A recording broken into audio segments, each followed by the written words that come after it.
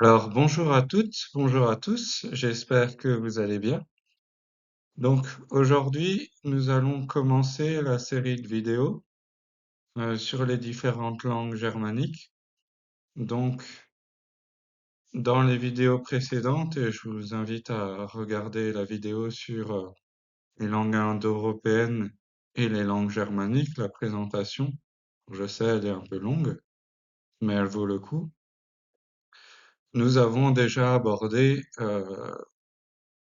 l'introduction.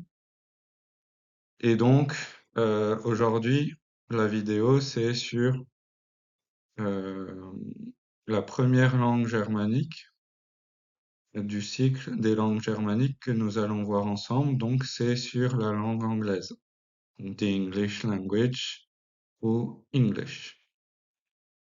Donc, alors, cette vidéo qui se concentrera sur le vieil anglais, donc ce sera la première d'une série de vidéos en 4 parties. Au début, je voulais faire une seule vidéo sur l'anglais, mais il y a beaucoup de contenu en fait, et c'est très intéressant, donc je les ai divisés en plusieurs parties. Donc chaque partie que vous voyez ici fera l'objet d'une vidéo. Donc aujourd'hui, on s'attardera sur la plus vieille forme de l'anglais, donc le vieil anglais, ou appelé aussi Old English ou English ou encore anglo-saxon, donc la langue parlée dans ce qui va devenir l'Angleterre entre le 5e et le 11e, 12e siècle. Vous le verrez, vous le voyez, on le verra très prochainement. On fera donc la deuxième partie, hein, l'épisode 2 si vous voulez, sur la langue anglaise ou sur l'histoire de la langue anglaise. Donc, en parlant du Middle English ou moyen anglais et donc la francisation entre guillemets sous l'Angleterre normande après la conquête de 1066. Donc, on verra que le Middle English ressemble beaucoup au français actuel, ou en tout cas au français de l'époque, et donc vont être introduits beaucoup de mots français dans la langue anglaise à ce moment-là, donc entre le 12e et le 15e siècle. Dans une troisième vidéo, on verra donc plus l'anglais de Shakespeare et ce qu'on va appeler le Great Vowel Shift, donc le grand changement de voyelle. C'est un phénomène qui s'est déroulé sur 3 siècles entre le 15e et le 18e siècle et qui a totalement chamboulé la prononciation de l'anglais de l'époque, qui était assez phonétique. On prononçait ce qu'on lisait et qui va devenir en fait l'anglais d'aujourd'hui. Exemple, face, comme en français va devenir face, house, par exemple, va devenir house, goose, la loi va devenir goose, etc. Le E va devenir I, par exemple, etc. Le A, etc. Et enfin, on fera une dernière vidéo, donc la quatrième partie de la langue anglaise, hein, c'est les débuts du ce qu'on appelle le Modern English, donc l'anglais d'aujourd'hui, qui commence à peu près au 18e, 18e siècle. Et donc on verra aussi dans cette partie-là, on parlera de l'anglais d'aujourd'hui, notamment les variantes de l'anglais que peuvent être l'anglais des États-Unis ou l'anglais d'Australie, parce que si la langue anglaise est répandue, elle est différente et elle a des différentes variantes selon le pays, hein, du Commonwealth, c'est-à-dire de la richesse commune, autrefois l'Empire britannique. Donc, ça peut se différencier Ce sont bien des variantes ou des dialectes de l'anglais et ils sont assez différents et on va voir que même à l'intérieur d'une même langue, on peut avoir des difficultés de compréhension parce que un mot dans une de ces variantes ne veut pas forcément dire la même chose dans une autre. Donc voilà un peu pour le cycle sur la langue anglaise, donc qui est la langue la plus parlée au monde, hein, pour la présenter, avec 1,349 milliards d'anglophones aujourd'hui. Elle représente la langue officielle de 53 pays, mais de nombreuses aussi institutions internationales comme l'ONU ou l'Union européenne, etc. On va citer aussi l'OMC, l'Organisme mondial du commerce, ou WTO, euh, World Trade Organization, etc. Donc c'est la langue du commerce, généralement de la science, du savoir, mais aussi ça aide fortement à voyager et ça peut servir de troisième langue si euh, deux personnes de langues différentes ne parlent pas la langue de l'autre. Parfois, elles utilisent souvent l'anglais comme moyen de communication. Donc voilà. Donc nous, on va s'intéresser aujourd'hui au vieil anglais, hein, à la première partie ici. Alors, avant d'arriver à ça, je vais faire une petite introduction historique aussi pour bien remettre dans le contexte comment s'est formée cette vieille langue anglaise ou ce vieil anglais et par qui elle était parlée, etc. Donc c'est important, hein. Les langues et l'histoire, vous l'avez compris, sont intimement liées. Alors, si c'est la première fois que vous découvrez cette chaîne, d'abord bienvenue. Donc sur Akalingo Story, donc la magie des langues qui donc se concentre sur les langues, l'histoire des langues et comment elles sont euh, intimement emboîtées. Voilà. Et donc, je me concentre plus sur les faits, c'est pour transmettre mon savoir là-dessus et ma passion, mes deux passions, donc l'histoire et les langues. Donc, bienvenue. Et sinon, bah, pour ceux qui sont déjà abonnés ou qui ont déjà vu les autres vidéos, hein, bon retour sur la chaîne.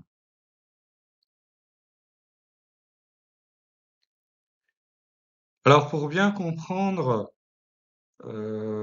l'histoire de la langue anglaise, il faut faire une petite introduction historique et replacer tout ça dans son contexte, c'est-à-dire le monde au 5e siècle. Alors, ce qu'il faut bien comprendre, c'est que au début du 5e siècle, il y a un grand choc, il y a un grand tremblement de terre politique, si on peut dire ça comme ça. C'est que la toute-puissance Rome, donc le tout-puissant Empire romain, va être attaqué et donc parmi les populations germaniques, entre guillemets, il va y avoir donc euh, la prise et le sac de la ville de Rome par le chef ostrogoth, donc des Goths de l'Est. Donc, les Goths, c'était une population, on le verra un peu plus tard avec le gothique, plutôt qui venait de l'île de Gotland au large de la Suède actuelle. Donc, vous aviez les Ostrogoths, donc les Goths de l'Est, et les Visigoths, par exemple, qui faisaient partie de ce qu'on va appeler les invasions barbares ou les peuples barbares au 5e siècle. Alors c'est vrai, un véritable tremblement de terre parce que Rome était toute puissante. Elle concentrait, euh, si on regarde sur la carte, elle concentrait, vous voyez, elle allait euh, du nord de l'Angleterre actuelle jusque jusqu'en Afrique du Nord et même jusqu'au Moyen-Orient actuel. Donc, Alaric ou Alarex, le chef des Ostrogoths, prend la ville de Rome en 410 et massacre la ville, ce qui n'a pu été le cas depuis la fameuse incursion celte ou gauloise par le chef des Sénons, euh, qui a donné le nom de la ville actuelle de Sens en France, le fameux Brennus ou Brennos, connu bien sûr des amateurs de rugby et du top 14, hein, parce que l'équipe vainqueur soulève le pilier de Brennus ou Brennos. Alors c'était un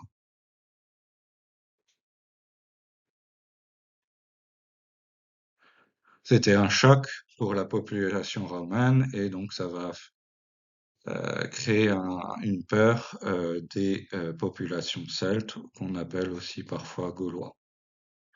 Donc une sorte de peur assez intense et donc particulière. Donc il faut bien s'imaginer que ça c'était au troisième siècle, troisième, quatrième siècle avant Jésus-Christ, en 390. Donc depuis ce moment-là, Rome n'avait plus été quasiment attaquée, donc c'est vraiment quelque chose d'impressionnant.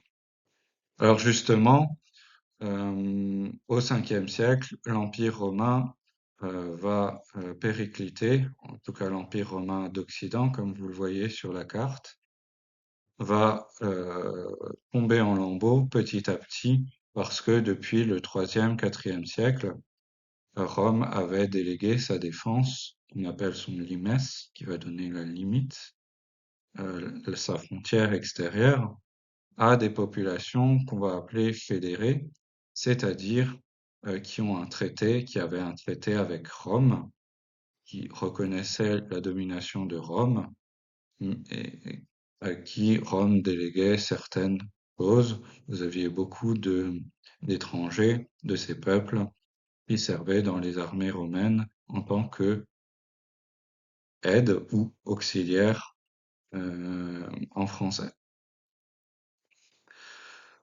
Donc, ces populations, vous le voyez, elles vont créer quelque part le début du Moyen Âge, avec par exemple, donc, on voit les Goths qui viennent du Gotland, qui vont se séparer entre les Ostrogoths et les Visigoths, et qui vont finir par les Visigoths vont s'installer par exemple en Aquitaine ou dans l'Espagne entre le 5e et le 8e siècle. Ils vont être aussi chassés au 6e siècle par les Francs, par Clovis, qui, vous voyez, venait de l'actuelle Belgique-Pays-Bas. Euh, alors, c'est ce que je vous disais dans les autres vidéos. Il faut faire attention parce que, par exemple, aujourd'hui, on se dit, bon, l'Espagne, par exemple, c'est un pays latin, etc. Mais si on prend justement à cette époque-là, ben, vous voyez que, par exemple, euh, les Visigoths, c'était donc des populations germaniques qui se sont installées sur la péninsule ibérique. On a également les Suèves qui venaient donc plutôt de l'actuelle Allemagne, donc au nord de la Galice et ce qui va devenir le Portugal. Les Lombards, qui ont donné leur nom à la Lombardie au nord de l'Italie, eh bien, ce sont également des populations germaniques. Si on prend les noms des Lombards euh, de l'époque, les rois lombards, eh bien, ils avaient tous une consonance très germanique ou nordique. Donc, on aurait du mal à penser ça de la Lombardie actuelle, mais c'était le cas également. On a également, par exemple, les Alamans, qui vont donner en français l'Allemagne et les Allemands, hein, le nom vient de là, qui étaient à cheval, notamment avec les Francs sur, par ma région par exemple, l'Alsace, dont les dialectes, les différentes formes d'alsacien au pluriel sont, viennent de l'alémanique. Et vous voyez que, par exemple, il y a aussi les Burgondes, donc les Burgondes qui viennent plutôt aussi de Scandinavie. Les Burgondes ont donné leur nom à la Bourgogne.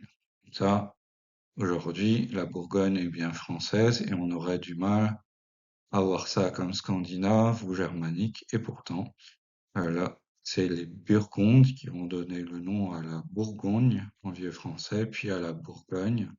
Et vous retrouvez là aussi le mot euh, Burgonde dans l'anglais Burgundy, qui signifie tout simplement aujourd'hui la Bourgogne en anglais. Et donc pour les Anglais, les Saxons et les Jutes, eh bien, c'est eux qui ont donné leur nom à la terre outre-Manche, l'Angleterre.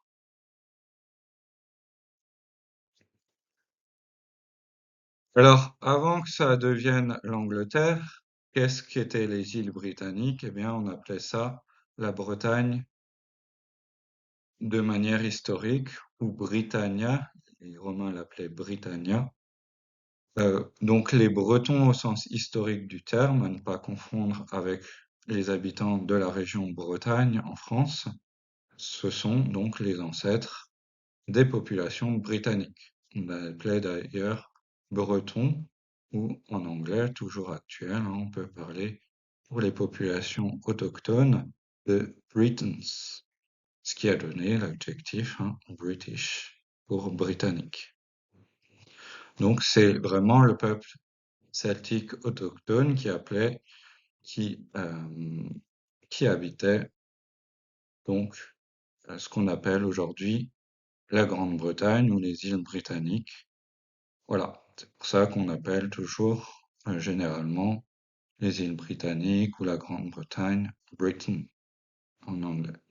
Alors d'où ça vient? Eh bien ça vient en langue celte, eux s'appelaient les Prytanni avec un P cette fois-ci, ou les Prytanon, ça veut dire ceux qui sont peints, ceux au visage peint. Voilà. Et d'ailleurs, les langues celtes autochtones, hein, avant l'arrivée des Angles, des Saxons et des Jutes, au milieu du 5e siècle, eh bien, on appelait ça les langues, on appelle ça toujours les langues brittoniques, et donc l'ancêtre de ces langues-là, vous avez compris si vous avez vu l'autre vidéo, c'est les langues proto-brittoniques, une première forme de ces langues-là. Alors comment on est passé d'une Grande-Bretagne celtique à ce qui va devenir l'Angleterre? Eh bien, c'est un fait, comme souvent dans l'histoire, c'est-à-dire que il y a un roi breton ou un chef breton qui s'appelle Vortigern et euh, à son époque, au 5e siècle, il est en difficulté et notamment avec une population qui s'appelle les Pictes. Les Pictes, ce sont les ancêtres des Écossais qui sont particulièrement remuants et donc Vortigern va chercher des alliances un peu partout pour de secours pour affronter les Pictes. Donc il va solliciter en fait des tribus germaniques du nord de l'Allemagne et du Danemark, que sont les Jutes, les Angles, soit Anguilles, Anglais, Engil, on trouve plusieurs noms, et les fameux Saxons, Séaxais, pour l'aider. Sauf que, eh bien, de cette aide au départ ponctuelle, eh bien, ces populations vont s'installer durablement, menées par deux frères qui s'appellent Hengist et Horsa, ou Hossa, vous trouvez les deux. D'ailleurs, les deux mots veulent dire étalon et cheval, hein. Ross ou horse veulent dire cheval en germanique. On a aussi dans le français Ross, qui est un mauvais cheval. Donc, Hengist et Horsa euh, vont répondre à l'appel de Vortigern et vont s'installer durablement, donc notamment dans le Kent. Alors pour sceller l'alliance, eh bien Hengist va marier la fille unique de Vortigern, c'est-à-dire Rowena. Donc on va sceller une alliance et donc euh, ces peuples-là vont s'installer dans ce qui est actuellement le Kent, dont ils vont donner le nom Kent-Ware en vieil anglais. Alors ce qui est marrant, c'est que euh, Vor- Hengist et Rowena sont deux personnages de la culture qui se retrouvent dans la culture populaire, par exemple, chez Harry Potter, puisque Hengist fait référence à Hengist de Woodcroft, qui, si vous aimez Harry Potter, vous le savez, c'est le fondateur du fameux petit village écossais de Hogsmeade, ou Préolard, à côté de la célèbre école de sorcellerie Hogwarts ou Poudlard, un village 100% sorcier, euh, protégé des persécutions moldus ou non magiques. Et Rowena, pour ceux qui connaissent bien l'univers d'Harry Potter, c'est une des quatre fondatrices, Rowena Serdaigle ou Ravenclaw euh, en langue originale, qui va fonder une des quatre maisons de l'école. Donc c'est assez marrant que certainement J.K. Rowling a repris ces éléments culturels pour, euh, pour son histoire. Alors, de leur côté, les Saxons, en fait, s'appellent comme ça parce qu'ils tirent leur nom du Seax, ou Sax, qui en fait était un petit couteau de combat.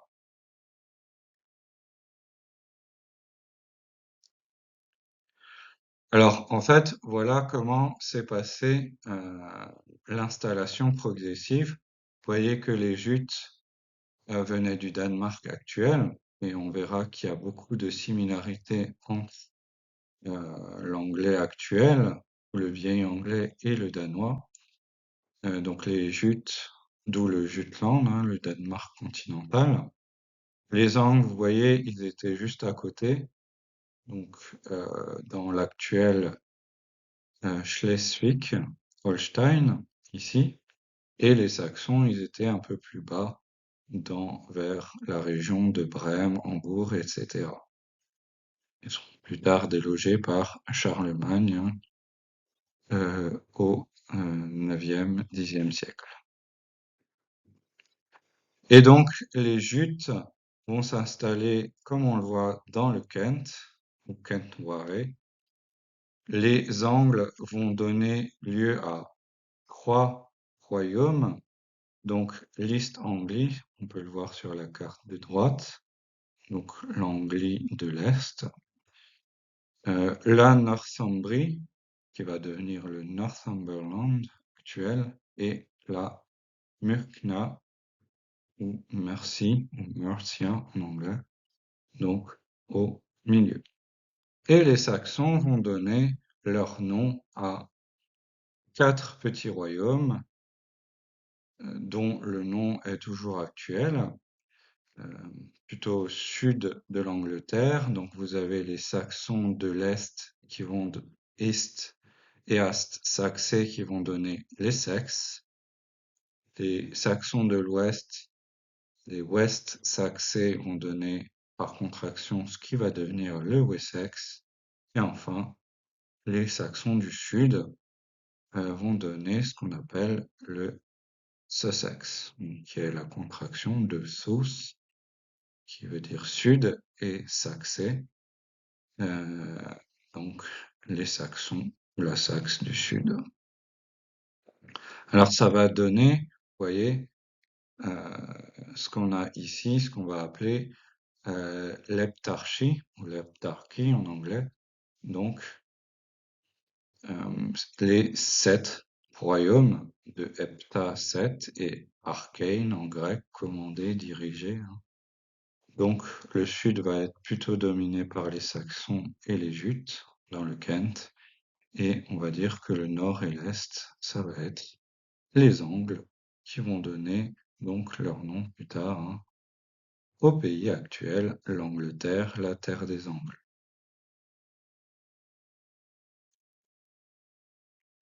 Alors maintenant, on va passer à donc ce qui nous occupe aujourd'hui, c'est-à-dire la vieille langue anglaise, le vieil anglais ou Old English, English, donc parlé par les anglo-saxons. Donc c'est pour ça qu'on parle d'anglo-saxon aussi, hein, vous avez compris, entre le 5e et le tournant des 11e et 12e siècles, hein, qui correspond à 1066, donc la conquête de l'Angleterre par Guillaume le Conquérant. Alors donc, le vieil anglais, Old English, c'est donc la langue parlée à la période anglo-saxonne, donc entre 500 à peu près, voire 450, et le 11e et 13e siècle, donc en ce qui va devenir l'Angleterre, donc par division des mots, hein, la terre des Angles, Angleterre.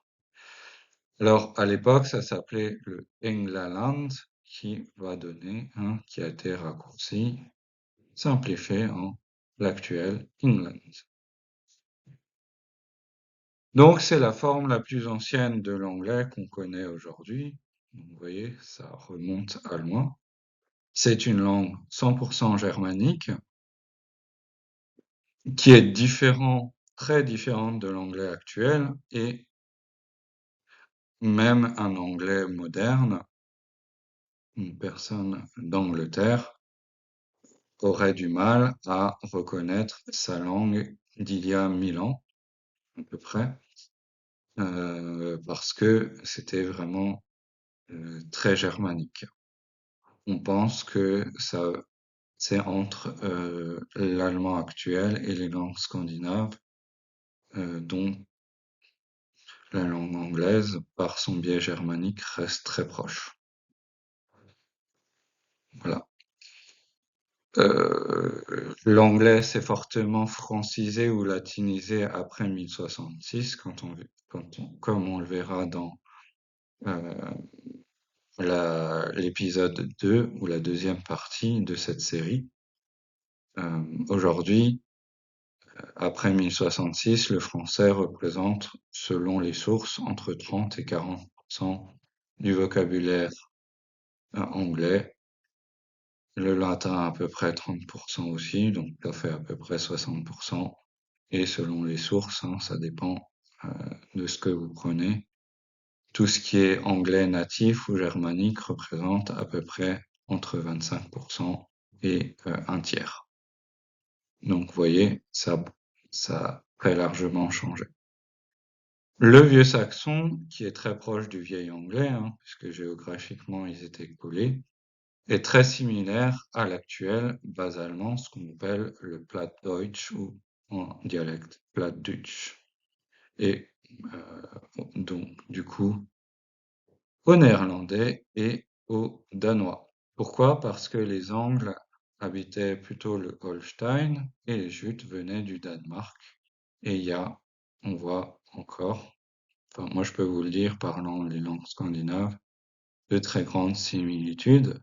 Par exemple, le est danois se retrouve en English, par exemple, what, qui a donné what, ou water, water. On le retrouve, par exemple, en anglais actuel, on dit ya, hier, enfin on dit hier, parce que tout simplement, bah, c'est la prononciation actuelle du danois, yeah, qui s'écrit. Pourtant, il y a, comme dans les autres langues germaniques, mais qui a une prononciation du A en E. C'est déjà un rapprochement entre les deux. C'est pour ça aussi que, par exemple, dans le danois moderne, le mot dag, jour, se prononce day, bizarrement en anglais aussi, par exemple. Et en vieil anglais, c'était day aussi. Les mots give et have viennent directement du danois. En danois actuel, on a toujours giu, on prononce giu ou eu, mais c'est commun aux deux, pardon, dans la forme écrite. Le mot, la prononciation actuelle du danois, hus, se trouvait en vieil anglais hus avant que ça devienne house également. Et si vous avez une prononciation du A en A en anglais, comme dans state ou year, eh bien, c'est parce qu'en danois, on prononce ya, ye ou stat dans les autres langues nordiques. State, par exemple. Le Premier ministre, dans les langues nordiques, c'est le ministre d'État, Statsminister. Ben, en danois, c'est Statsminister. Donc, on retrouve des similarités entre les deux.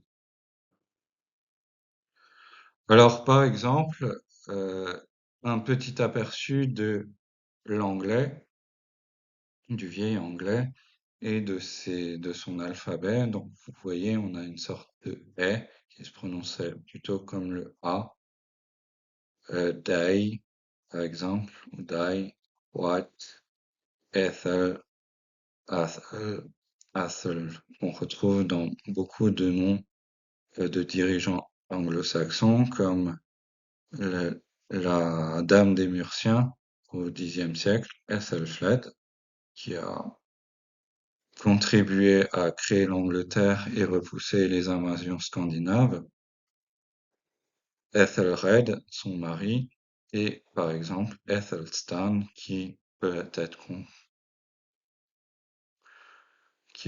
vu comme le premier roi d'Angleterre.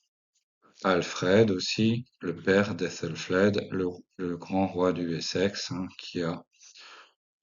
sans qui probablement l'Angleterre d'aujourd'hui serait complètement scandinave dans sa totalité. On a aussi le vieil anglais Wes, qui a donné was, qu'on retrouve en néerlandais was, et en anglais actuel was, ou en saxon was, vieux saxon. Le C avec, vous voyez, un petit point, c'est ch, on retrouve dans child, qui a donné donc child, ou childhade, qui a donné childhood.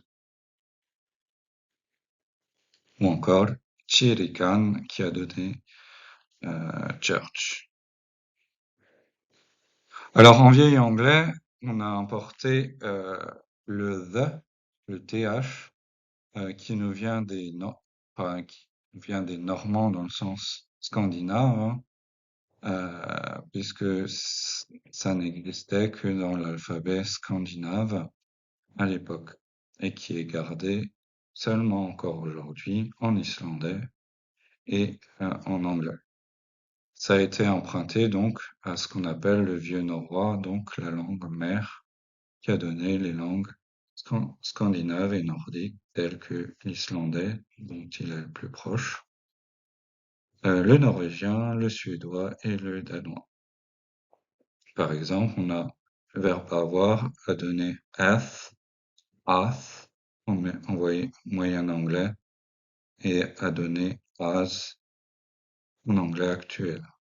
Pour le verbe s'agenouiller, kné, on retrouve dans d'autres langues germaniques Kneoliath, Knelth ou Knels, qui a donné to Niels, Niels, to kneel, Niels, ça vient de ni, kné, donc le genou. Heathen, Heathen, les païens, on retrouve aussi dans certains chiffres Threo, qui a donné three, this, thou. thou, qui a donné thou en moyen anglais, qui a donné l'actuel you. Le G est avec une pointe, enfin avec un point, pardon, se prononce ye, comme un Y, dans ye, qui était le you pluriel, l'équivalent du vous en français, hier, yesait pour yes, yesterday, et donc on comprend euh, donc hier la l'affiliation avec l'allemand, par exemple gestern, ou le néerlandais gisteren, qui se prononce gisteren. On le retrouve dans l'afdié, qui est le vieil mot anglais pour qui va donner l'afdi, puis lady, donc une dame. On le verra, hein, c'est littéralement celle qui pétrit le pain, l'af ou loaf. Yeolu a donné yellow, par exemple, et vous retrouvez dans d'autres langues germaniques comme Geel en néerlandais, Gelb en allemand, Gul en norvégien ou en suédois ou Guld en danois. Et également Yelath, le verbe yelen, yelan a donné yelen avec un Y, Yelath ou Yeleth, qui a donné to yell, yells, donc crier, que vous retrouvez aussi, vous le voyez, dans d'autres langues germaniques. Si vous vous demandez d'où vient le G, le Y, bah ça vient de là. Le EO qui se prononçait plutôt E, comme dans sword, on écrivait sword, mais on prononce plutôt sverd, et ça donnait sword. Je vous renvoie pour le parcours en langue germanique à la vidéo sur les langues indo-européennes et germaniques. Werk, qui a donné work, on retrouve en néerlandais, ik werk, je travaille, werk, avec un W en allemand, et werk dans les langues scandinaves aussi, donc le travail, l'œuvre. Vous voyez, c'est très proche. Reod ou red, qui a donné red, rouge. Le EA se prononce assez proche du A, Seax, Ege, qui a donné eye, l'œil, Dead, qui a donné dead, là c'est juste la prononciation qui a changé, Ea, qui était l'ancien mot anglais pour eau, rivière, qui a été remplacé par le vieux français rivière, river, qui a donné river, donc le fleuve, et qui est lié au français rivière. En norrois, on a A, et en scandinave moderne, on a plutôt O. Donc le E se prononçait E, E. Donc ce qui va devenir I se prononce E. On retrouve en saxon E, et qui a donné donc le pronom il, saxon, anglais, he, comme he does, he goes, etc. Pareil pour we a donné we.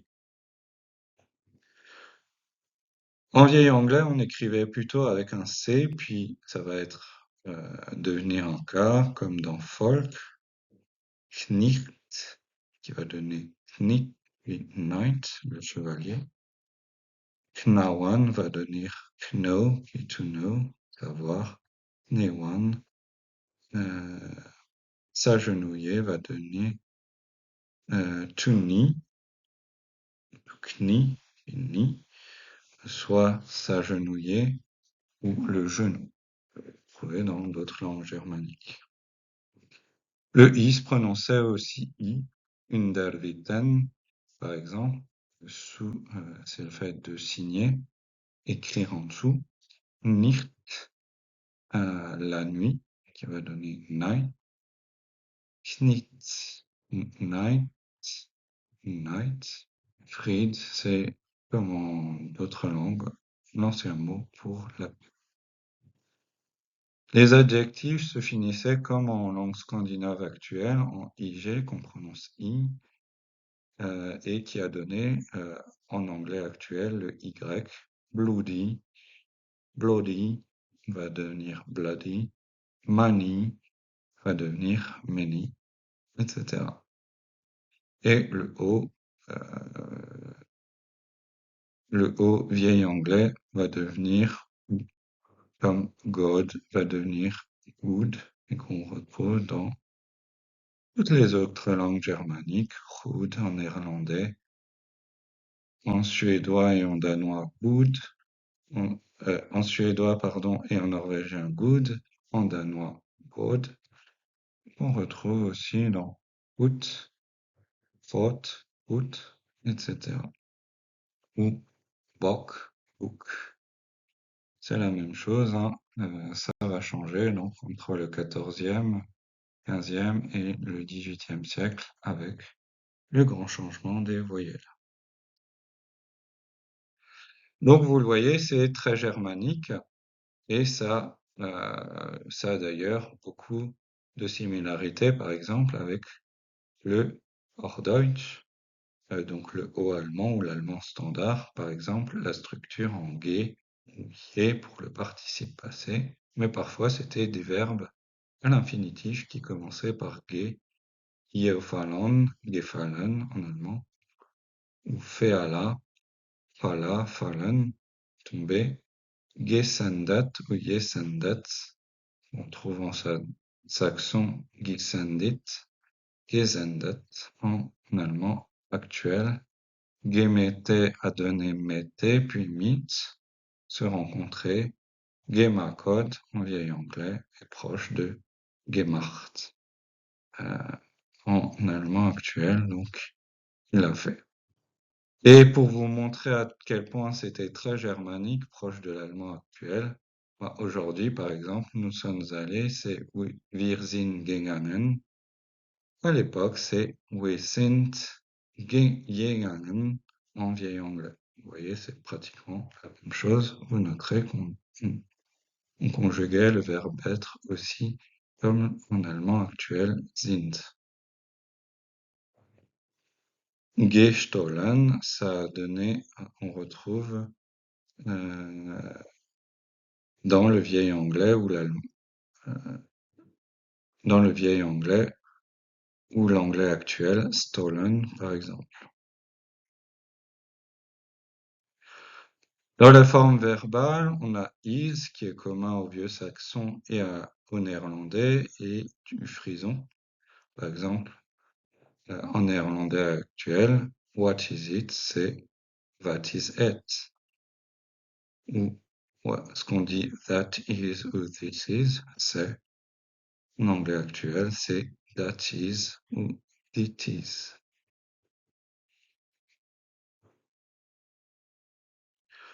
Was, he was, he was, he was, par exemple. Alors là, je vous ai reconstitué un petit dialogue en vieil anglais que j'ai entendu parce que vous avez des vidéos YouTube qui reconstituent les vieilles langues. Et donc, ça donnait à peu près ceci. Spreches du Old English? Do you speak Old English? Parles-tu vieil anglais? Donc, par exemple, ich spreche, ich spreche, c'est je parle. Ich spreche, c'est dans le néerlandais actuel. Vous avez sprechen en allemand, sprechen, pardon. Voilà. Ja, ich spreche Old English. Donc oui, je parle vieil anglais. Si on voulait dire je m'appelle, eh ben c'est comme heißen ou hette, heta dans les langues scandinaves ou hette en néerlandais. Ich het Ethelfred, Mörkna Lafdie. Je m'appelle Ethelfred, Lady ou Dame des Martiens. Ik et en néerlandais, ich heiße en allemand, Jag Ether en suédois ou jeg, ether en norvégien ou encore en danois, jeg eder avec un D.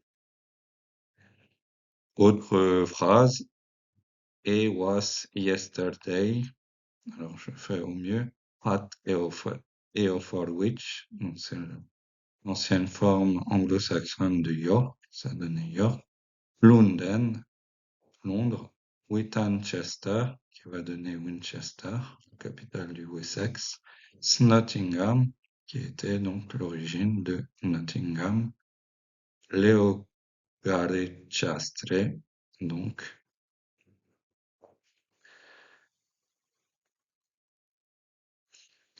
qui va donner l'actuelle ville de, attention à la prononciation, de Leicester, pas Leicester. Donc ça donne en anglais actuel He was yesterday in York, in London, Winchester, Nottingham ou Leicester. Si vous voulez dire le soleil se lève, brille ou brûle, etc., pique sur une prairie brillante, en vieil anglais, ça donnait The sunne rithas barnas ostingas over Medway Beorte. Beorte a donné bright. Voilà. Et vous retrouvez ça dans beaucoup de suffixes de noms francs ou germaniques comme Gilbert, Childebert, Egbert, etc., Dagobert, ça veut dire brillant. En moyen anglais, ça va donner the sun rises ou the sunne rises, ça donnait rises, burn, burneth, burns, stingeth, stings, over, a bright, bright, midway, ça va donner meadow, la colline, ou la prairie plutôt. Ou par exemple, une autre phrase, Threo thousand English beornas feart ou feart, deniche wichingas, qui va donner en anglais actuel 3000 English warriors fought Danish Vikings. Donc 3000 Anglais, 3000 guerriers anglais se sont battus contre des, entre guillemets, vikings danois, puisque le terme danois était un terme général à l'époque. Le HT va beaucoup donner le son heights, donc rich, rich, right, knit, night, knit, night, night, unite, feart, fort, fought, donc qui va donner fight and fought. Alors, voilà à quoi ressemblaient les pronoms. Donc, each va donner I, que vous retrouvez de manière très similaire avec le néerlandais ik, l'allemand ich, le norrois ek, que vous retrouvez dans certains dialectes norvégiens, par exemple, egg plutôt à Bergen ou Stavanger, ou dans d'autres dialectes, ça peut être i, et, egg, a, et, selon où vous êtes en Norvège, par exemple.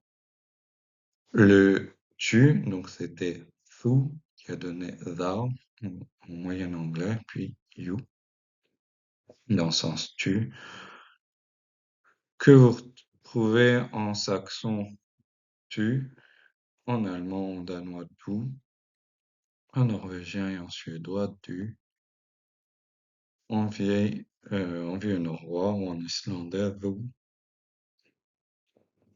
et a donné i, on retrouve en saxon et, En néerlandais I ou informel et aussi. En vieux norrois han et dans les vieilles langues scandinaves, ça donnait han pour les trois langues, suédois, danois, norvégien. We a donné oui. On retrouve dans vai ou we en néerlandais, vir en allemand, classique, actuel, wer en vieux norrois et en scandinave, on a oui. Et donc le you pluriel dans le sens de vous, c'était ye avec un G, avec un point ou avec un Y qui a donné you. Dans certains encore films du 18e, on le verra pour la partie 18e avec Pirates des Caraïbes, vous avez il y a une pancarte à un moment donné euh, où on voit le IE qui est une forme de you. Alors ça se retrouve dans les autres langues, hein, c'est pas un hasard. U, qui est le vous poli en néerlandais, ir. Alors dans les autres langues, le vous est beaucoup plus, comme vous le voyez, différent. Et en vieil anglais, on avait pour les pronoms pluriels ie euh, ou i, le they, their et them, ils, elles, leur et à eux, euh, sont empruntés au norrois, donc à la vieille langue nordique. Sinon, dans les autres langues, on a thy, zi, di, ou, don, voilà, et en norrois, there, their, their, them, etc. Et les verbes vieilles anglais se terminaient l'infinitif toujours par on ou on, qui va se transformer en en en moyen anglais ou middle English. Beon pour ben puis be. Seon va devenir si.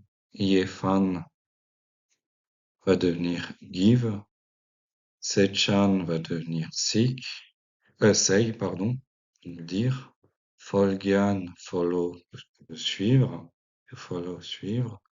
Knawan, knawan, know, to know, savoir, etc. Euh, Fallen, fallen, fall, fallen en allemand. Gelifan ou belifan, believe.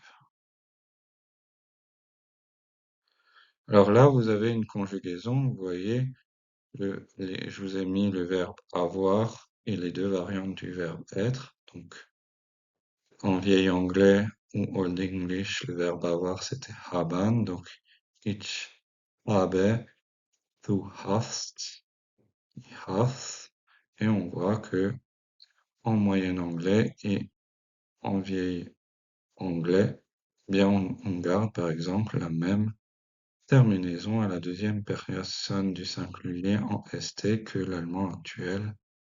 Du hast, du hast, etc. I hath, I haveth, I hath va devenir I has. Voilà. On a er, sie, hat par exemple en allemand. Pour le verbe être, on avait beon qui va devenir ben, qui va devenir to be. Donc ich beo, du bist, i bist, qui va devenir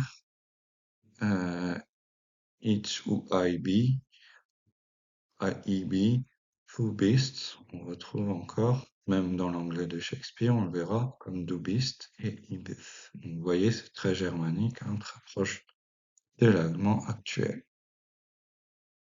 Et le verbe, la conjugaison actuelle, I am, you are, etc., vient plutôt du verbe wesan.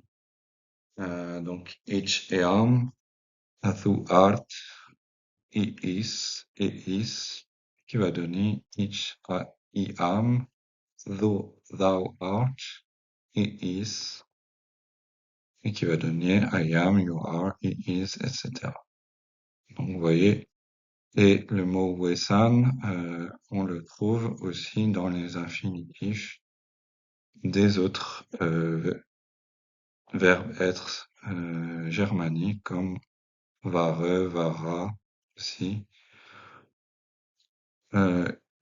Gewest, c'est le participe passé du verbe être en néerlandais, ou gewest plutôt, avec la prononciation néerlandaise par exemple.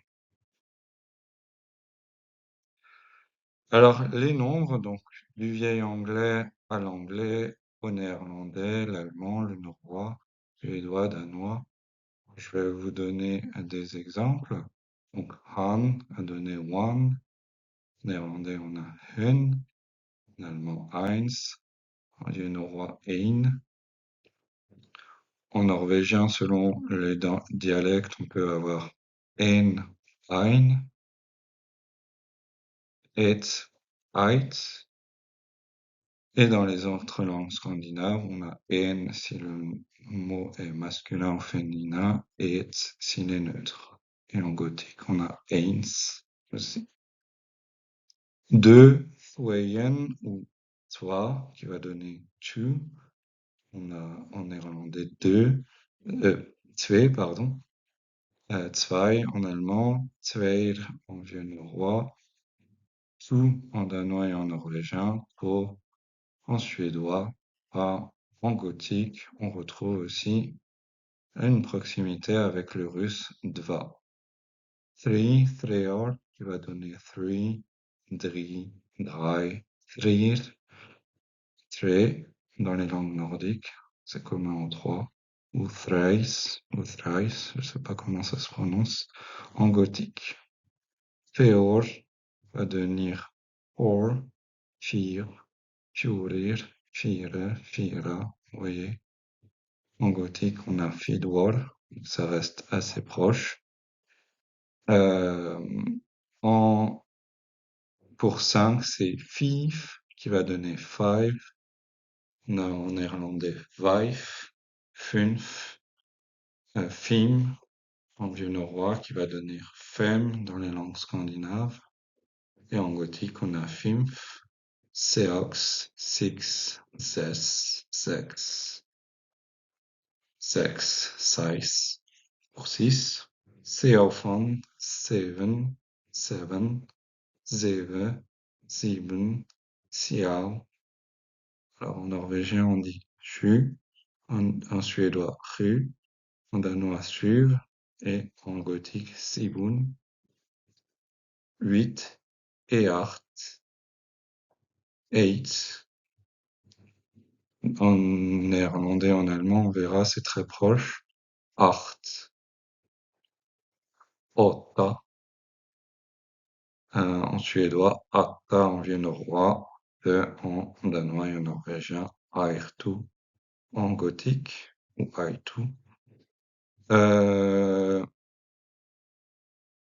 9, Nico, qui va donner nine. On retrouve avec negen en néerlandais, nine, niun, ni ou nio, les langues scandinaves, niun en gothique. Et ten se disait en vieil anglais tien, qui va donner ten, qu'on retrouve en néerlandais teen, teen, tiun, ti, tio, taun. Vous voyez que c'est extrêmement proche. Alors, comme vocabulaire linguistique de la société anglo-saxonne, là, je vous ai mis aussi toutes les variantes proches. Donc, on a le roi. En vieil anglais, on disait kuning, qui a donné king, qu'on retrouve en saxon kuning.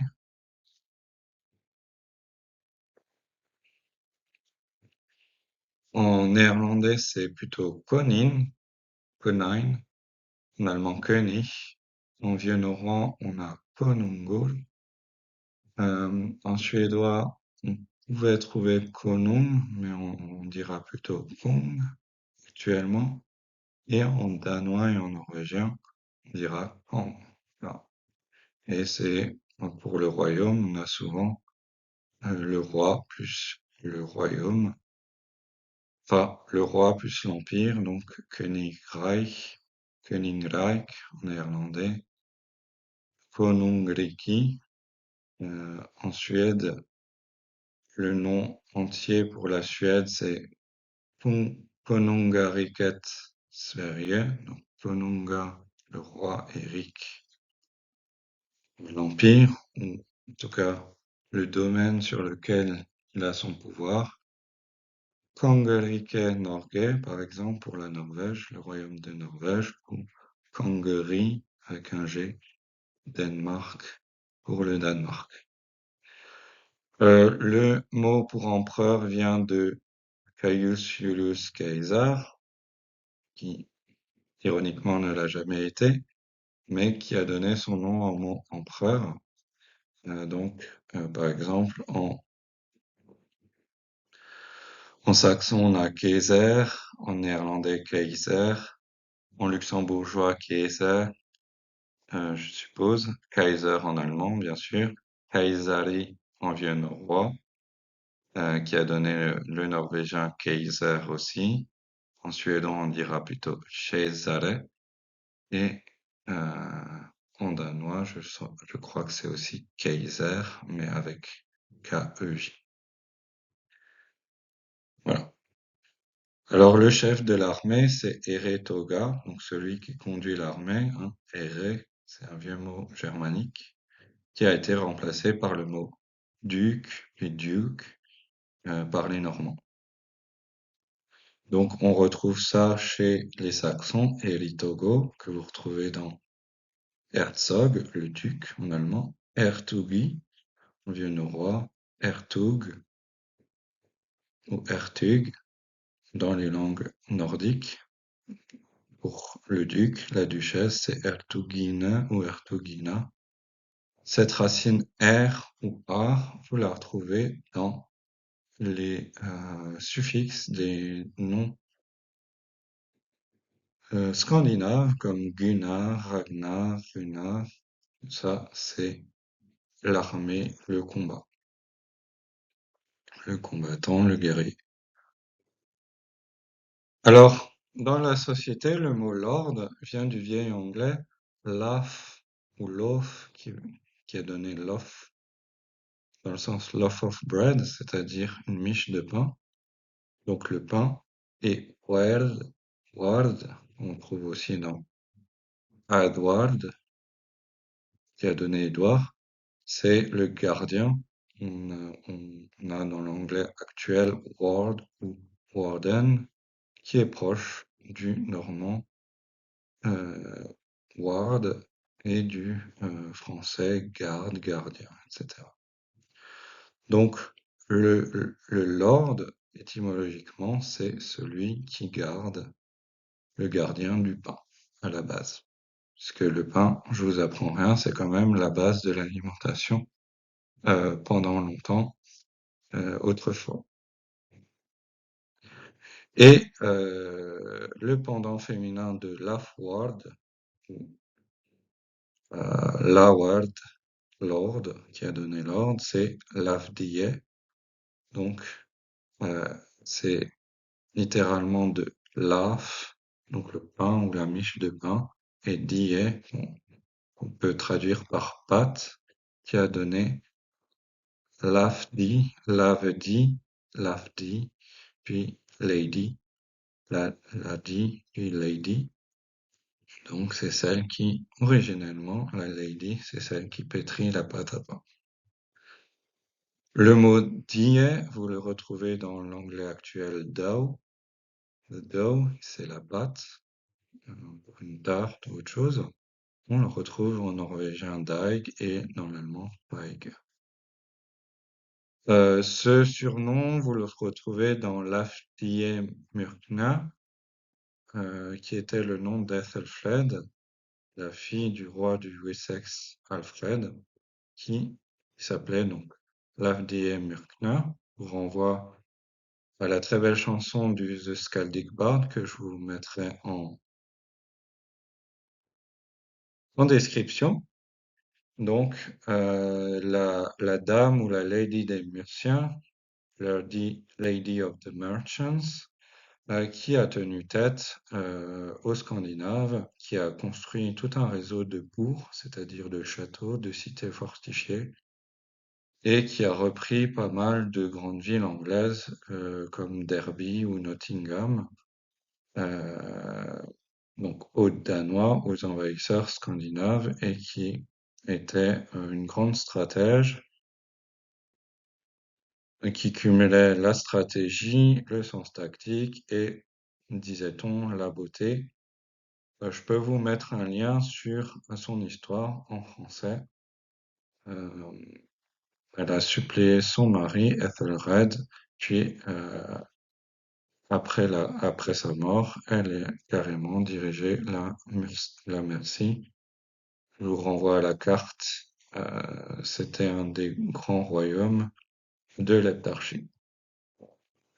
Alors, le, le vieil anglais, pour compte, c'est Eorl, et avec les contacts avec les envahisseurs, alors danois au sens large, hein, ils ont pu être, on va dire, scandinaves, donc norvégiens et surtout danois. Euh, donc, à l'époque, la société scandinave n'avait pas de roi, ils avaient des petits seigneurs, hein, qu'on appelait des jarls, connus que vous connaissez via la culture populaire, c'est le jarl Ragnar Lodbrok ou le jarl Guthrum, qui avait des possessions donc dans euh, la partie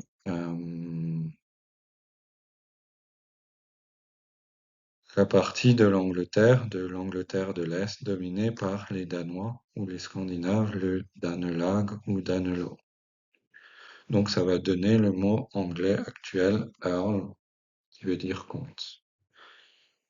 Le mot shire, qui va donner, donc qui se traduit par comté, qui va donner shire ou shire, que vous retrouvez hein, comme dénomination administrative, Devonshire, Yorkshire, etc. Et ça donnait aussi le nom du shérif en vieil anglais, shire pour comté et gerefa, euh, puis shire, reef ou reefs, puis shérif. Bourg a donné burg, bury, borough, que vous retrouvez dans le français bourg, borgo, bourg, borg. Donc c'est un, une ville dans le sens une ville fortifiée, une forteresse. Alors justement, la société anglaise s'appuyait sur une aristocratie assez importante qu'on appelait des thegn, donc avec le th norrois ou le th anglais. Donc ce sont des grands guerriers de classe aristocratique hein, qui soutenaient les grands dirigeants, par exemple Ethelflaed a pu rallier toutes les grands thegns, donc les grands aristocrates de la Mercie, qui est assez impressionnant pour l'époque, où on pense que les femmes n'avaient pas le pouvoir, ou bien Ethelflaed, c'était un peu l'exception.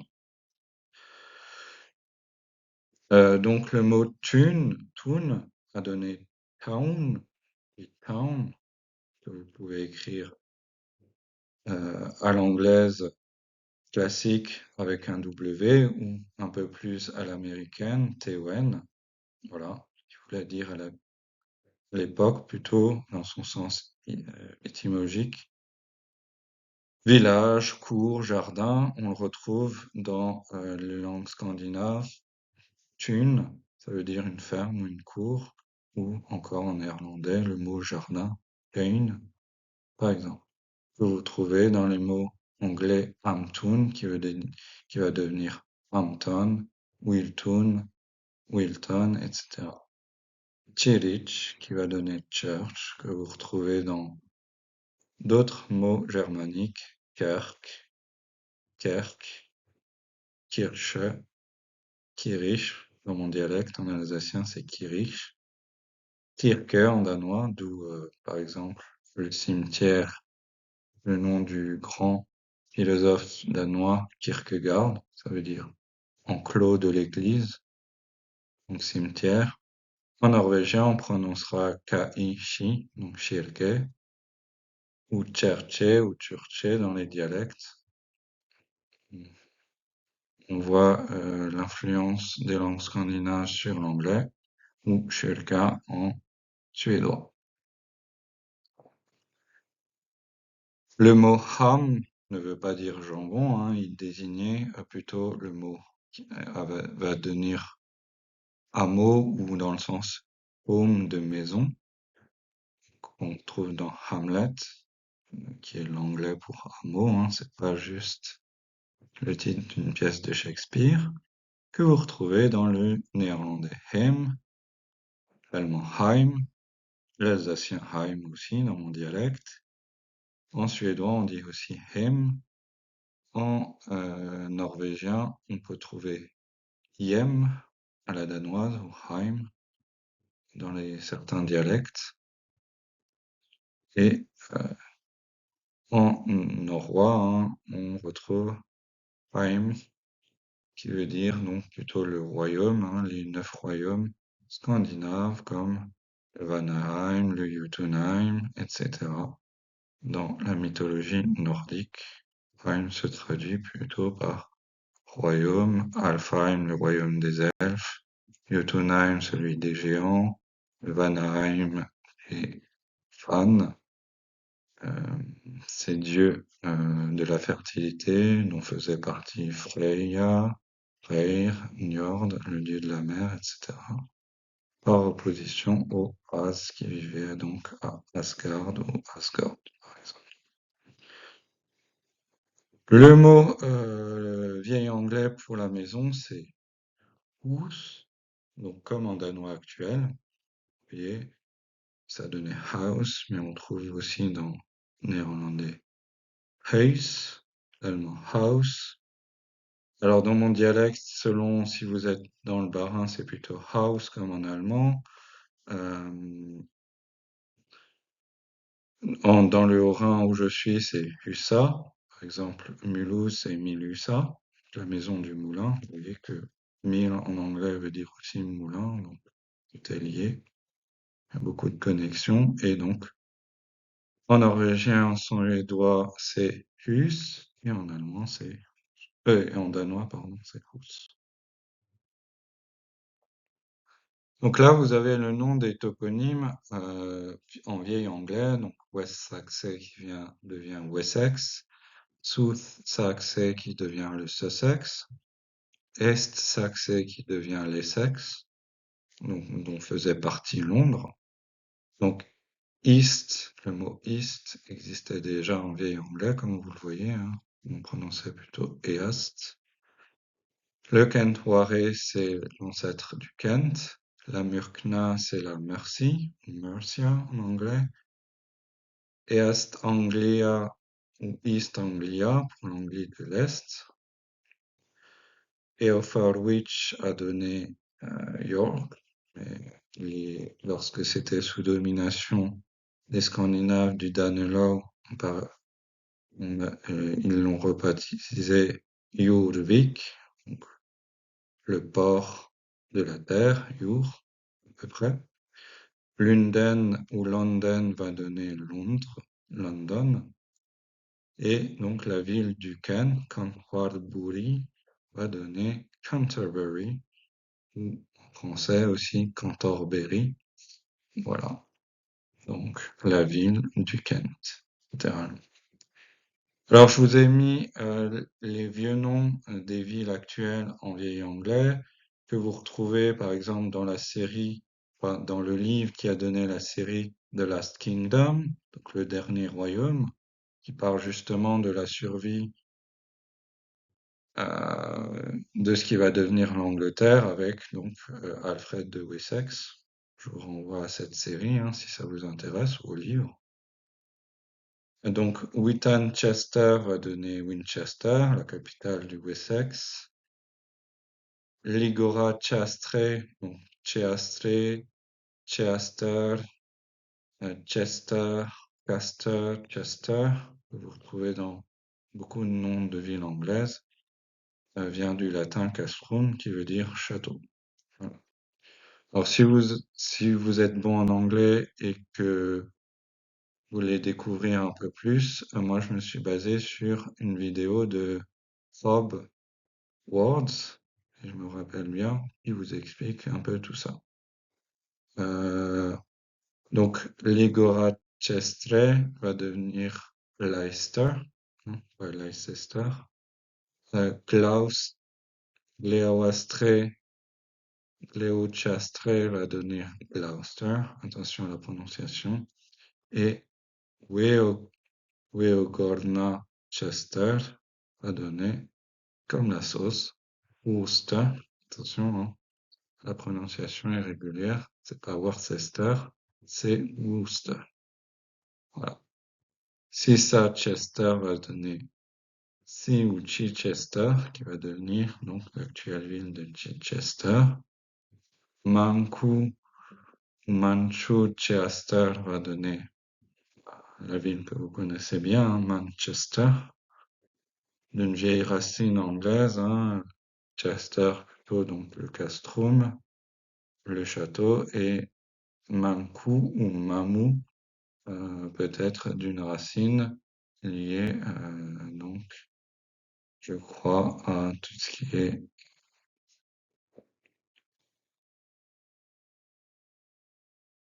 l'origine ou quelque chose qui est lié au alors c'est peut-être proche de mamelle dans le sens sain, mais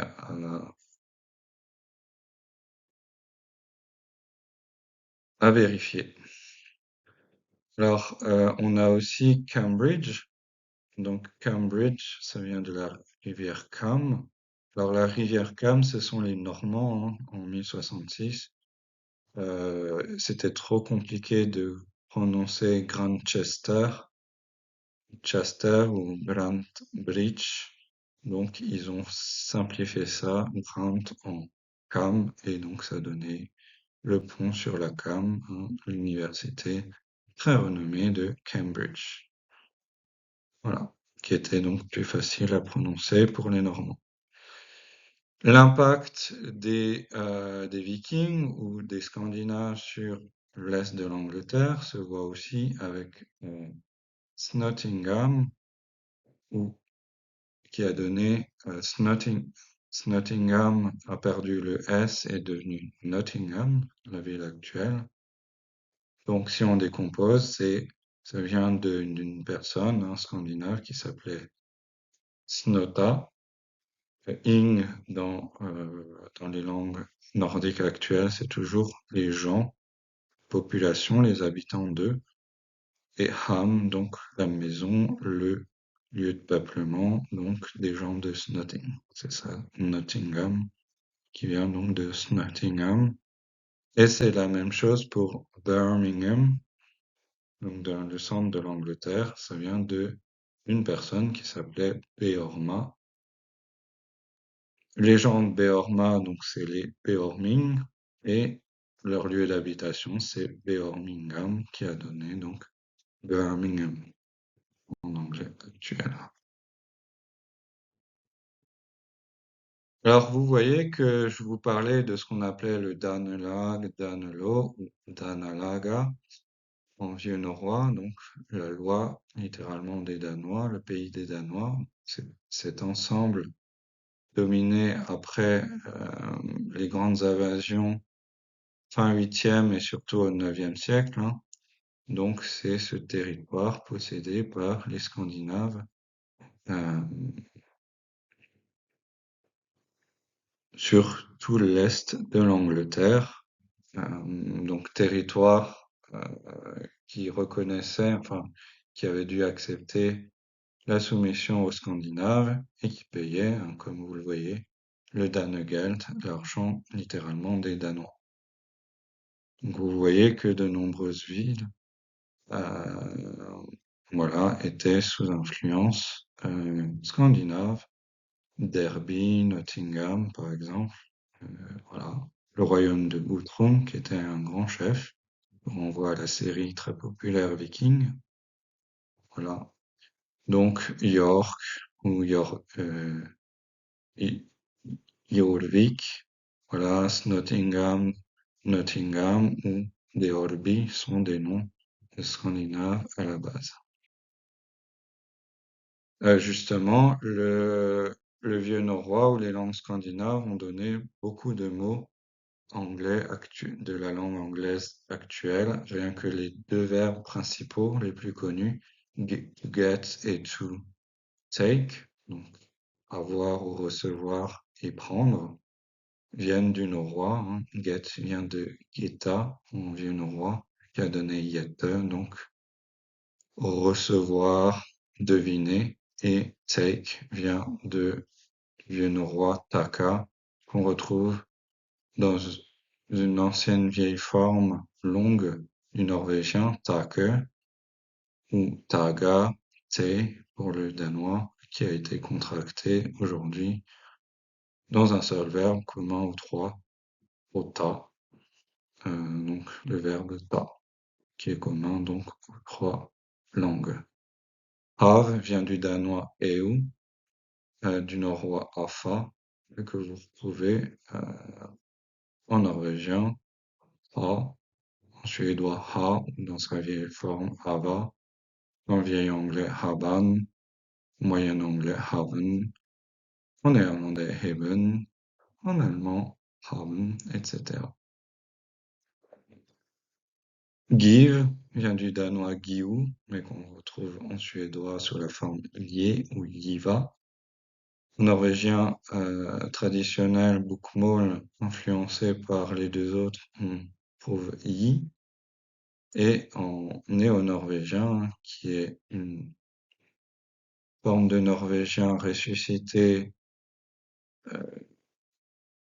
issue des dialectes à la période d'un réveil nationaliste dans les années 1850 pour recréer une langue norvégienne et pas une langue mix des deux autres. On va avoir Yeve, Yeva, par exemple. Voilà, et tout ça vient du norrois Gefa. Voilà. Want, to want, vouloir, vient du norrois Wanta, qui a, euh, qui a déplacé wollen ou willen, qu'on retrouve dans les autres langues germaniques pour vouloir. Knife ou knif vient du kniv, qu'on retrouve dans les langues actuelles aussi, hein, qui veut dire couteau.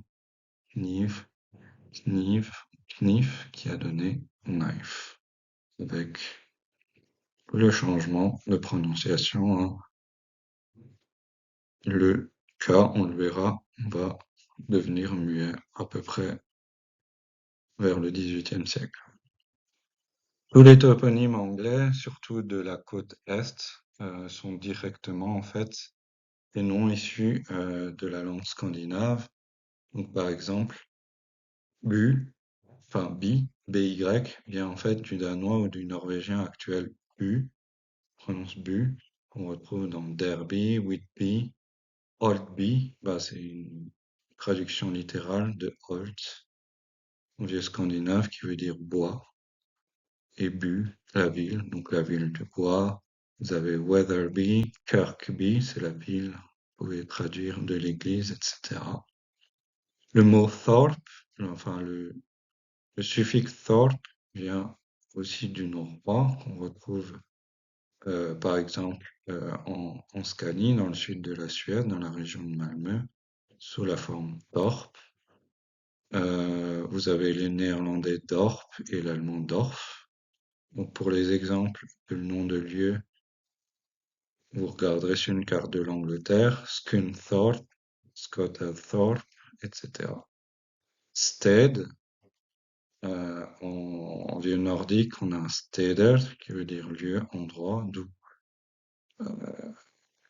les langues scandinaves actuelles, en sted, en stad. Vous avez aussi des noms de famille qui finissent par stet. En suédois, sted, S-T-E-D-T. Voilà, ça vient de là. Strand ou Strand, avec la prononciation allemande, vous avez une origine nordique, Strander, qui, on retrouve en islandais, en vieux norrois, euh, dans le sens plage, rivage. Il me semble qu'à Londres, vous avez The Strand, qui est un arrêt de métro, ou en tout cas qui était un arrêt de métro pendant la Seconde Guerre mondiale. On voit ça dans les chroniques ou le monde de Narnia, par exemple. Et donc, Strand, c'est un suffixe que vous voyez beaucoup dans les noms de familles scandinaves, puisque c'est beaucoup se traduisent par des noms de nature. Pareil pour Toft, plutôt le talus, le fossé que vous retrouvez dans les villes anglaises en East Anglie, comme Lowestoft par exemple, Beltoft, etc. Gate vient, qui veut dire porte aujourd'hui, mais vous avez une étymologie possible avec le norvégien gate ou gata, c'est le norvégien actuel pour rue. On retrouve dans le danois gade ou gede, en suédois c'est gatan, en allemand c'est gasse, et même dans mon dialecte, vous voyez, on peut connecter l'anglais et toutes ces langues germaniques ensemble, une forme de continuité avec mon dialecte. En alsacien, russe, ça veut dire, enfin, se dit gas ou gosse. Ruelle se dit gasla dans le Haut-Rhin ou Gessel dans le Bas. Si vous allez à Strasbourg, en Mulhouse, maintenant les noms de rues sont en dialecte originel, donc vous pouvez voir si vous êtes de passage ou si vous habitez l'Alsace. Alors, comme exemple de toponyme, vous avez Harrogate avec un W, Margate ou Ramsgate, ça on est plutôt dans le Kent, pas très loin de Douvres. Voilà. Vindu, Vindu en norvégien ou Vindu en allemand, en danois, pardon, a donné window, egg, c'est du norvégien avec deux G, boat, vous voyez, lawn, ça a une écriture différente, mais on prononce la même chose. Le mot back avec un K a donné back, comme le retour avec un back ou le dos, the back. Rafen a donné en, en scandinave actuel raven, et vous rajoutez un E et on a raven, et c'est le corbeau en anglais. Le HV qui devient WH, là, what va devenir what, euh, etc. Val va devenir whale, et on retrouve ça en danois, en norvégien, val, ou kval, voilà. Where, vour, vourd, par exemple en norvégien, c'est ou, c'est très proche. Donc il y a une inversion du HW ou HV, voilà. Wille, qui va devenir while, un mot, un moment. C'est aussi un verbe qui veut dire vouloir. Pas vouloir, se reposer avec achever. L'eau dans le sens bas, on le retrouve dans les noms scandinaves avec lave ou log, qu'il ne faut pas confondre avec the law, donc la loi, hein, qui se dit lag en suédois ou lov en danois et en norvégien. Donc, vous voyez, c'est très proche. Après, on a par exemple sol, avec avec un O scandinave, donc le A avec le rond, ou un O simple, so, go, voilà, c'est la même origine, etc. Euh, le S, C avec le ch, qu'on retrouve en SH en anglais actuel et en SK dans les pays nordiques, comme chair, car, en anglais, scar, sheep, sheep. C'est la même chose en anglais et en norvégien, c'est juste écrit différemment. Skull, skull, voilà, le crâne. Probablement shit avec SKI en norvégien actuel et shit, voilà. Fisk, fish. Shall, shulle, qui est proche de skal et skulle. C'est un auxiliaire du futur. On utilise dans est-ce qu'on va faire ou allons faire quelque chose? Skal vi, par exemple, en norvégien. Est-ce qu'on va? Skal vi gå? Bah, vous avez pratiquement la transparence. Shall we go? Par exemple. Sky, le mot sky en anglais qui veut dire ciel, euh, c'est d'une racine nordique qui vient du mot. En norvégien, par exemple, on a sky, ça s'écrit pareil, mais ça se prononce sky, et ça veut dire nuage. Le vieux mot anglais et germanique pour ciel, c'était himmel, par exemple. Skurta a donné skjorte et qui a donné shirt, donc la chemise, ou skjorte avec un haut barré qui a donné skirt, la jupe. Donc c'est la même racine. Vous avez suk en, en norvégien ou ruk en suédois qui a donné sick, enfin, qui est proche de sick, malade. Et l'autre mot pour malade ou mal, c'est heal, euh, illa, qui a donné heal en anglais.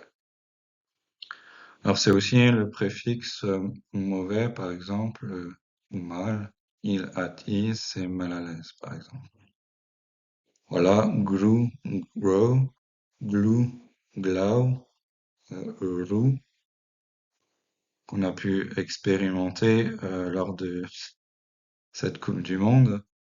C'est le fait de ramer, hein, ce mouvement que ont effectué les supporters norvégiens, hein, issus d'une chanson. En norvégien, c'est roux, mais en anglais, c'est row, hein, c'est faire ramer, ou rowing, c'est l'aviron. Snake, ça vient du scandinave snaker, qui veut dire serpent ou escargot, qu'on trouve dans snail en anglais aujourd'hui, snail dans les langues nordiques, ou encore schnake, schnaka en allemand ou en alsacien. C'est la même racine. Orm, vous le retrouvez aussi quelque part dans worm, donc c'est le serpent, et worm, enfin, c'est proche de worm, ver de terre. On trouve par exemple dans Le Seigneur des Anneaux avec le personnage très négatif de Grima, par un nom nordique. Ormtunga en nordique, en norvégien, et ou Wartang, hein, donc langue de serpent, langue de vipère, langue de ver, dans le sens ver de terre, vous voyez. Baggy a donné bag, black est très probablement issu de l'anglais black, qu'on retrouve dans le norvégien black, qui veut dire l'encre, parce que l'encre est noire, hein, voilà. Etc., etc., on pourrait en citer d'autres.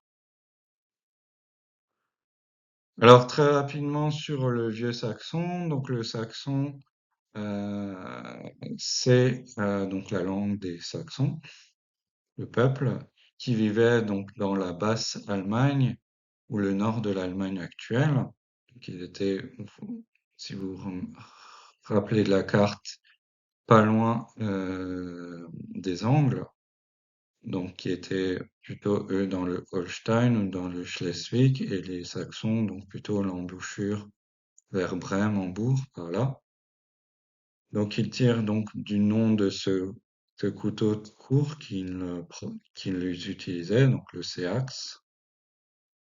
On peut voir les Saxons comme des pirates allemands par analogie aux Frisons, donc les pirates du nord des Pays-Bas actuels ou des Vikings, hein, puisque ça peut être considéré comme des pirates également. Pirates, pilleurs, etc., ce que vous voulez. Alors c'est lié au bas allemand le Plattdeutsch ou Plattdeutsch. Pourquoi? Parce que la Saxe historique, hein, ça n'a rien à voir avec la Sachsen-Anhalt ou la Sachsen, la Saxe, dont la capitale est Dresde. La Saxe historique, hein, c'est vraiment le nord de l'Allemagne. Alors, quand on parle de bas et de haut de manière géographique ou linguistique, il s'agit en fait de le bas désigne le nord d'un pays dans le sens d'être en aval d'un fleuve ou d'être près d'une mer ou d'une côte. Or, si vous prenez par exemple le bas allemand ou le bas saxon, ben, on est euh, vraiment dans le nord de l'Allemagne, on n'est pas trop loin de fleuve de la mer du Nord. Et d'ailleurs, on appelle ça le Plattdeutsch, littéralement l'allemand plat. Ça a un sens. Les mots, vous le verrez, hein, je le rappellerai souvent, les mots ont un sens bien particulier, et c'est jamais du hasard. Donc, quand on parle de bas saxon, bas allemand, bas francique, eh ben, c'est toujours en aval ou près d'un fleuve. Bas francique ou bas néerlandais, c'est près de Rotterdam, etc., etc. C'est aussi pour ça que ma région, comme le Rhin prend sa source en Suisse, eh bien, le Haut-Rhin est en haut, en amont, donc c'est pour ça qu'on l'appelle comme ça. Et le Bas-Rhin, bah, est plus proche de l'aval, du bas du Rhin, qui va se jeter, comme vous le savez, près de Rotterdam, hein, dans la mer du Nord. Même si, au niveau d'une carte, le bas est en haut et le haut est en bas, on suit juste la rivière. Alors, au contraire, le Hochdeutsch, donc l'allemand standard, hein, vous voyez, c'est Hoch, haut, et Deutsch, donc allemand, le haut allemand. Là, c'est plutôt les dialectes du sud de l'Allemagne, plutôt le bavarois, plutôt le schwäbisch, le souabe, la thuringe, etc.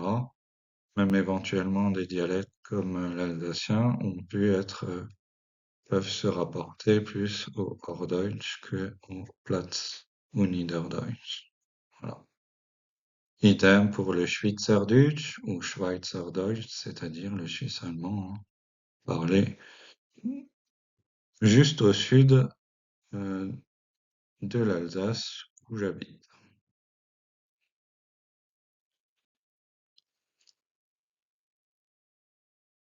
Alors, par exemple, pour vous donner quelques exemples en vieux saxon, bon, on en a déjà vu quelques-uns, mais par exemple, il y a des connexions aussi très intéressantes avec les langues slaves, dont on reparlera. Par exemple, le mot saxon pour peuple, gens, c'est Ljud, donc on retrouve dans Leute en allemand, Lied en alsacien par exemple, mais aussi en ukrainien et en russe on dit les gens, le peuple, c'est Lyudi. Voilà. On retrouve aussi la racine euh, leb, qui veut dire l'amour, dans Lyubaro. Euh, En vieux saxon, ben, c'est très proche de, par exemple, du russe Lyubov, l'amour, Lubitsch, aimer, Lubitsch en polonais, aimer aussi. Vous avez Liebe en allemand, Liebe en néerlandais, louvu ou love en anglais, etc. Donc, par exemple, hein, si on prend beaucoup, many, bah, vous avez manag en vieux saxon, many ou many en vieil anglais qui a donné many en anglais, manax en gothique, mange ou manga dans les langues scandinaves.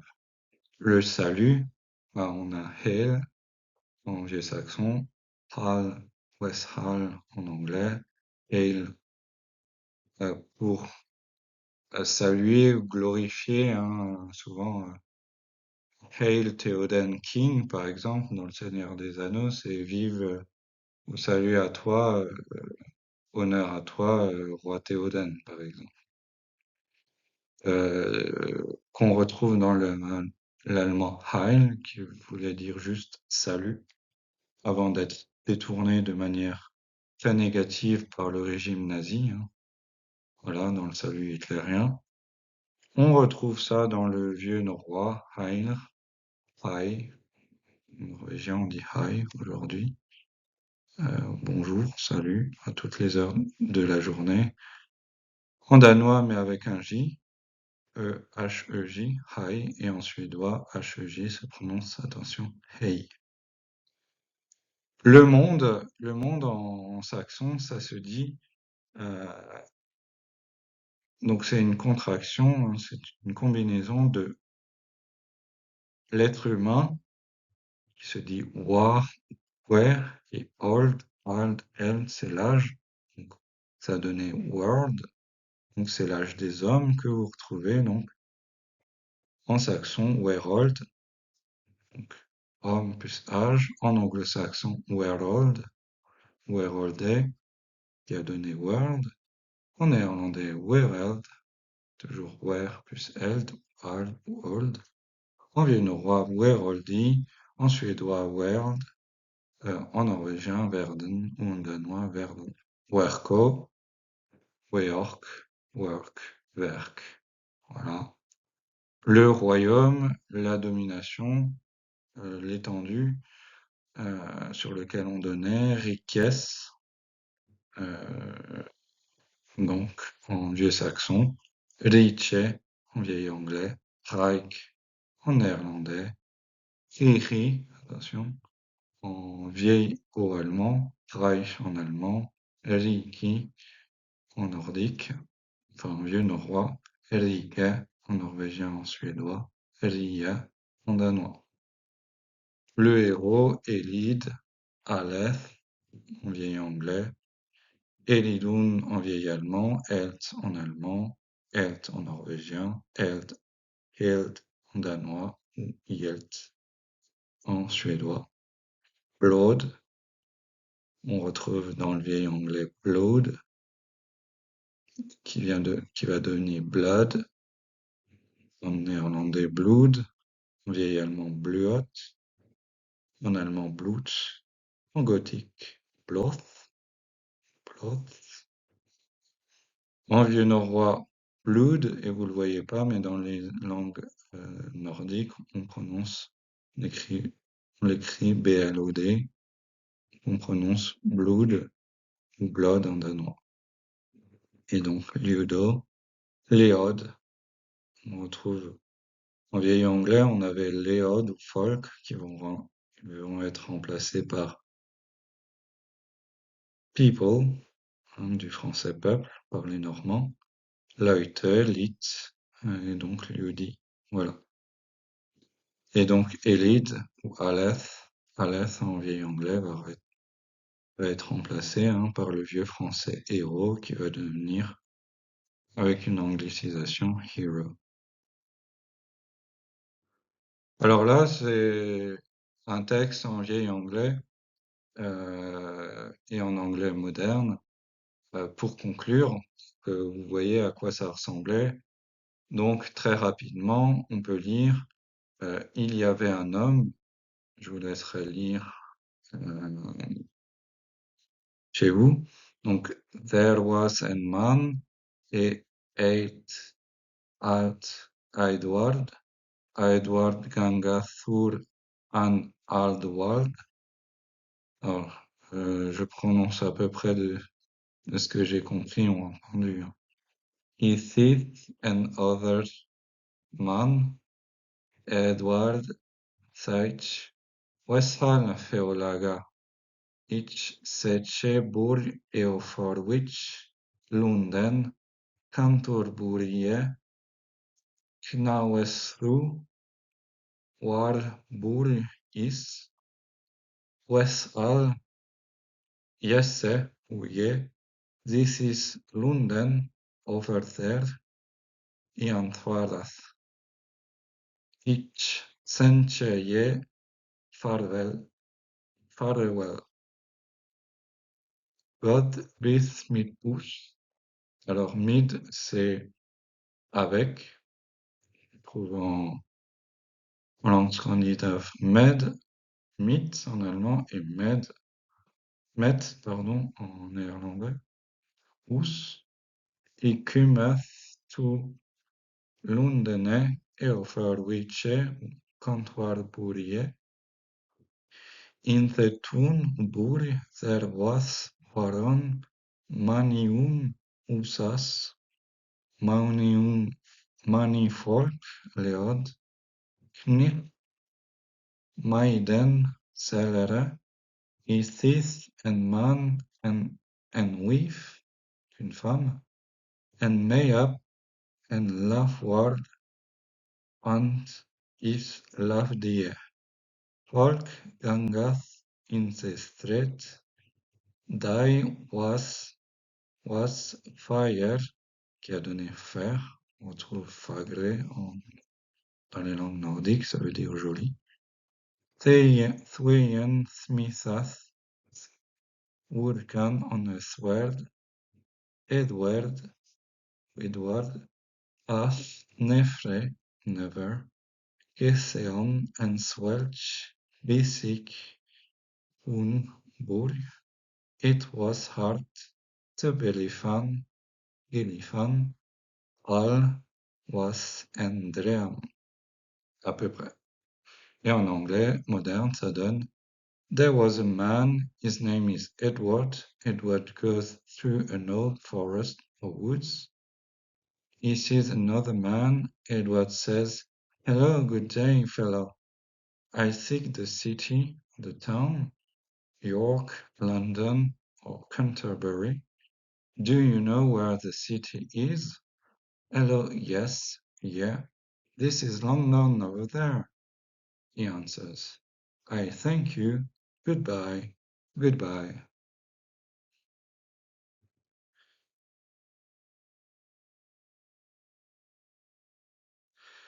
In the town, in the city, there were many houses, many folks, people, knights, maids or maidens, sellers. He saw a man and a woman, probably or maybe a lord and his lady. Folks or people go in the streets. The day was fine or beautiful. Toothsmith, dans le sens blacksmith, forgeron, work on a sword. Edward has never seen such a busy town or city.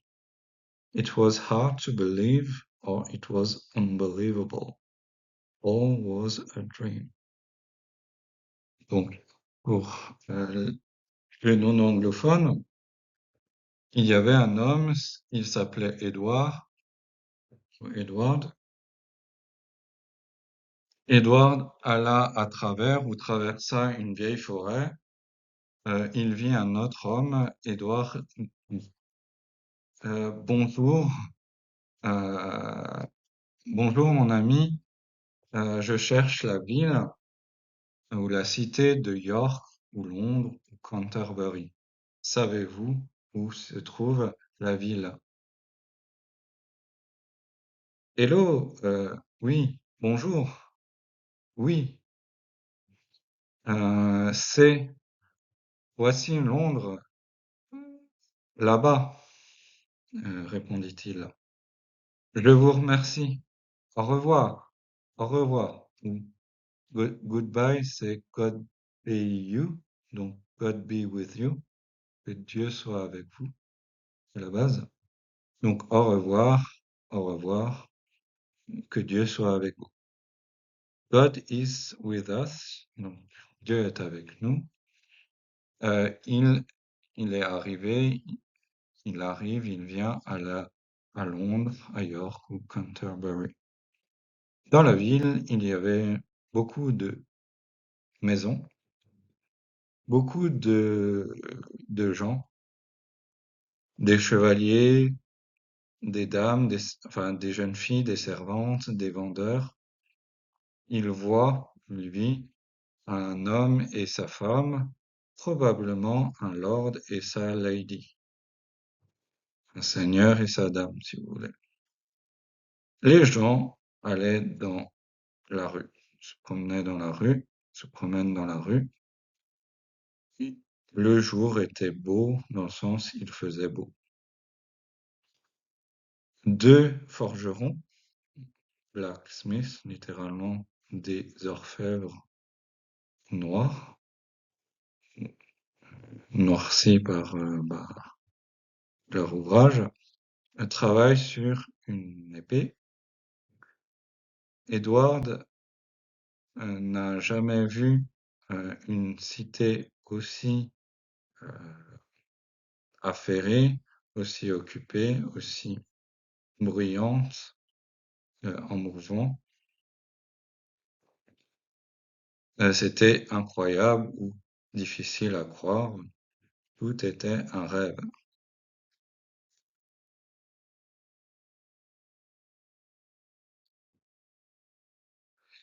Alors, je vous remercie pour votre attention. Alors, la vidéo a été beaucoup plus longue que je le pensais, encore une fois, mais je vous remercie d'avoir euh, été jusqu'à la fin, d'être resté jusqu'à la fin.